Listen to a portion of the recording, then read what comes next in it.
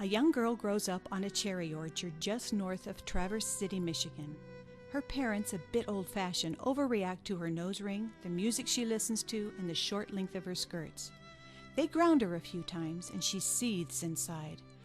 "I hate you," she screams at her father when he knocks on the door of her room after an argument.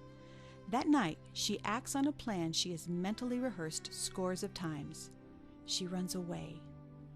Because the newspapers in Traverse City report in lurid detail about the gangs, the drugs, and the violence in downtown Detroit, she concludes that her parents will not look for her there. They might look for her in California or Florida, but not in Detroit.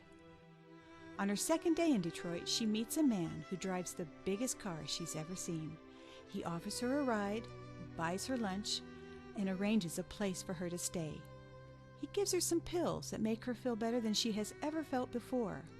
She was right all along. Her parents were keeping her from all the fun. The good life continues for a year.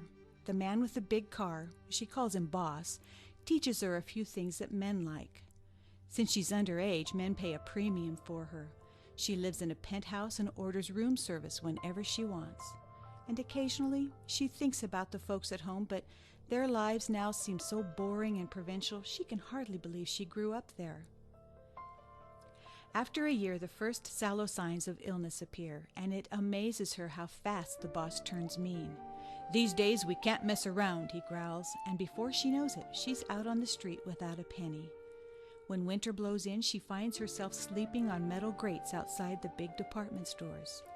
Well, sleeping is the wrong word. A teenage girl in downtown Detroit at night can never relax her guard. Dark bands circle her eyes. Her cough worsens. One night, as she lies awake listening for footsteps, everything about her life suddenly looks different to her. She no longer feels like a woman of the world. She feels like a little girl lost in a cold and frightening city. Something jolts a memory, and a single image fills her mind. Of May in Traverse City when 1,000,000 cherry trees bloom at once, with her golden retriever dashing through the rows of blossoming trees chasing a tennis ball. "God, why did I leave?" she says to herself, and pain stabs at her heart. "My dog back home eats better than I do now." She is sobbing, and she knows in a flash that more than anything else in the world, she wants to go home. She calls home 3 times, but only gets the answering machine. The first 2 times she hangs up without leaving a message. But the 3rd time she says, "Dad, Mom, it's me. I was wondering about maybe coming home. I'm catching a bus up your way, and it will get there about midnight tomorrow. If you're not there, well, I guess I'll just stay on the bus till it hits Canada." It takes about 7 hours for the bus to make all the stops between Detroit and Traverse City, and during that time she realizes the flaws in her plan. What if her parents are out of town and missed the message? Shouldn't she have waited another day or so until she could talk with them? And even if they are home, they probably wrote her off as dead long ago. She should have given them some time to overcome the shock. On the bus, her thoughts bounce back and forth between those worries and the speech she's preparing for her father. "Dad, I'm sorry. I know I was wrong. It's not your fault. It's all mine. Dad, can you forgive me?" She says the words over and over, her throat tightening even as she rehearses them.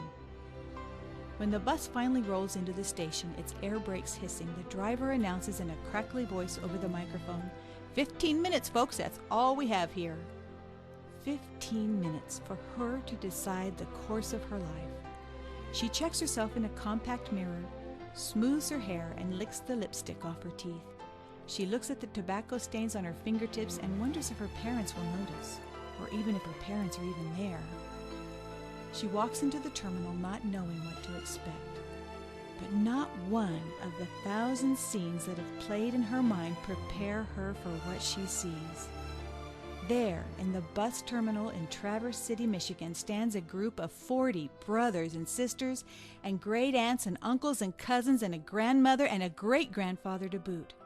They're all wearing goofy party hats and blowing noisemakers, and taped across the wall of the terminal is a computer-generated banner that reads, "Welcome back."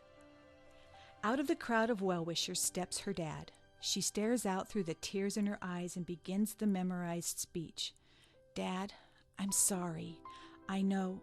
He interrupts her. Hush, child. We've got no time for that. You'll be late for the party. A banquet's waiting for you at home.